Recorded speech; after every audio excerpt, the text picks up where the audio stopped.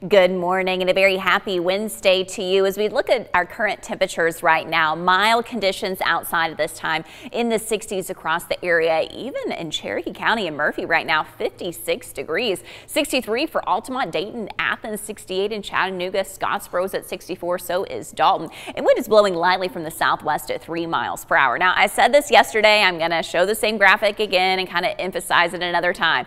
If you need to mow the lawn, if you need to do some landscaping, pull the weeds, some construction work outside, whatever it may be, try to get it done today because that heat really turns up a notch starting tomorrow. So best weather, of course, anytime during the summer is going to be during the morning time. 70 degrees at 8 a.m. with plentiful sunshine. Already getting that warmth with the sunny skies by noon, 85, and by 3 o'clock, it's going to be hot out there at 90 degrees. Now, remember, the heat today is really pretty seasonable because we have highs upper 80s to low 90s. That's going to be close to what is normal for this time of year, and the humidity also won't be kind of sweltering and super bad today. 92 for your high, no rain chances. Now, the temperature is just going to go up a couple of degrees tomorrow to 94. The problem is that humidity is rising up tomorrow too. 97 for Friday and Saturday, and then 92 on Sunday. You'll also notice during this period of time there will be some chances of some scattered showers and storms. So if you get hit with some of that rainfall, you get to cool off a little bit, but anywhere in between,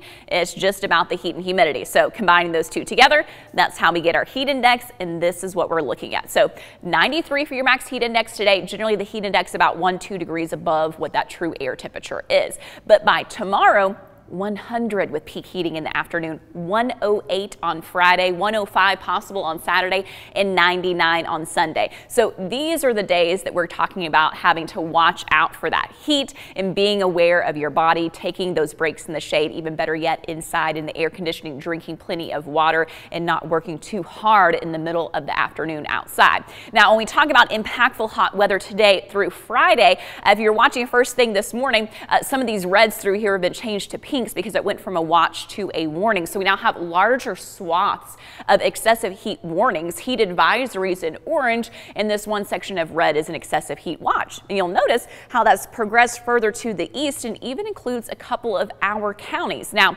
this is going to be dangerous heat for the end of the week, so these don't go into effect today. The excessive heat warning, that's Grundy and Van Buren counties, is in effect for Friday. A heat advisory for both Thursday and Friday, so tomorrow and Friday, for Jackson and DeKalb counties. Of course, we'll let you know if more of our Tennessee and Georgia communities are added to that. I expect that to happen. We just have some different National Weather Service offices as far as that coverage goes, but we do know that heat is certainly going to max out, especially on Friday for the last day of the work week. Now, conditions are very quiet outside right now. A few spots of a little bit of fog and mist, but for most of you, it's clear skies if you step outside and look up. In fact, really staying that way for much of the southeast all the way down to the Gulf Coast. So we'll have plentiful sunshine once again today. A few afternoon clouds slide in. High temperatures again around 90 degrees, no rain chances. As we look ahead to tomorrow, you start to see those red lines. That's going to be that wind returning out of the south. That's what's going to kind of crank up the heat and humidity.